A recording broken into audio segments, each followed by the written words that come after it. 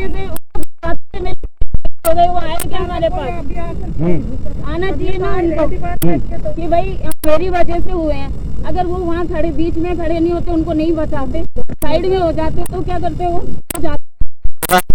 सभा गई थी लेकिन निरस्त हुई, फिर वापस अभी किया गया। हाँ, हमारी मांगे पूरी रिटर्न में हमें चाहिए ना सर, किस पे हम विश्वास करें बताओ। मेरे पति तो गए ना, 33 साल सर्विस पुलिस में की, हाँ, जन सेवा की। हमारे कभी ध्यान नहीं दिया उन्होंने। कभी माँ बाप के मैं कहाँ जाऊँगी बताओ इन बच्चों। रात से ये कौन है आपकी सासू? ये मेरी मम्मी है।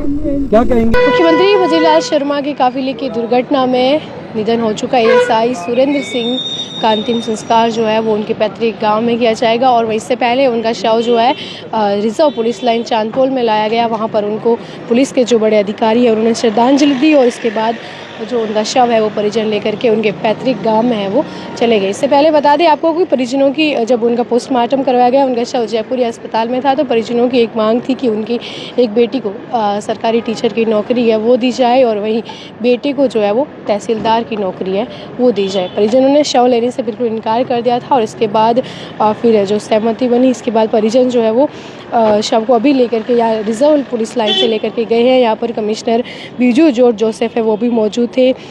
जो परिजनों की मांग थी कि एएसआई सुरेंद्र सिंह चौधरी को शहीद का दर्जा है वो वहाँ पर दिया जाए, ये परिजनों की एक मांग थी और इसीलिए वो शव को लेने से इनकार कर रहे थे।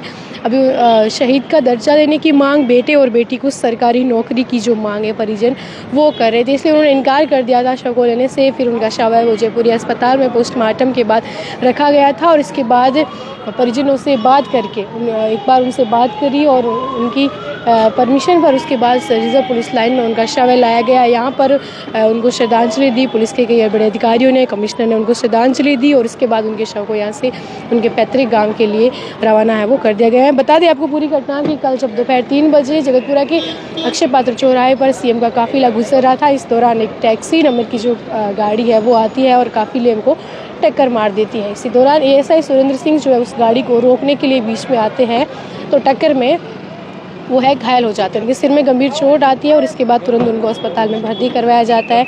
इसके बाद उनका इलाज चल रहा होता है और रात को करीब 11 बजे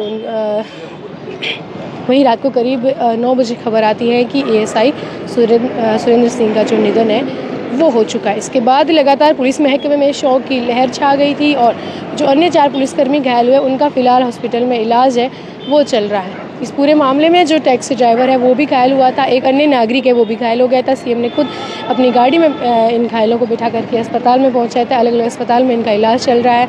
और फिलहाल आपको बता दें कल जब ये घटना हुई थी उसी दौरान एक और घटना हुई है जिसमें सुरक्षा में चूक है वो नजर आ रही है। उपराष्ट्रपति जगदीप धनखड़ वो भी वहीं लघु उद्योग भारती के लोकार्पण कार्यक्रम में गए थे। जब वो वहाँ से लौट रहे थे तो इसी जगह अक्षय पात्र चौराहे पर उनका जब काफिला निकल रहा था तो एक वीडियो में साफ नज़र आ रहा है कि एक गैस सिलेंडर से भरा हुआ ट्रक है उनके काफिले के बीच में चलता हुआ दिखाई दे रहा है। तो ये 2 बड़ी सुरक्षा में चूक जो है वो कल नज़र आई सीएम के काफिले की और वहीं उपराष्ट्रपति जगदीप धनखड़ का काफिला जब जा रहा था तो सिलेंडर जो उनके काफिले के साथ साथ सड़क पर चल रहा था, उसको ट्रक को पीछे छोड़ते हुए काफिला वो आगे एयरपोर्ट की तरफ वहाँ पर निकल चुका था।